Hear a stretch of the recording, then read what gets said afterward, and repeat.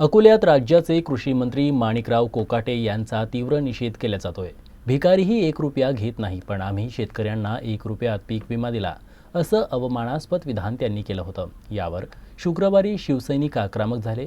त्यांनी मंत्री कोकाटे यांच्या प्रतिकात्मक प्रतिमेला प्रथम जोडे मारत संताप व्यक्त केला। महाराष्ट्रातल्या सर्व शेतकऱ्याचा अपमान केला।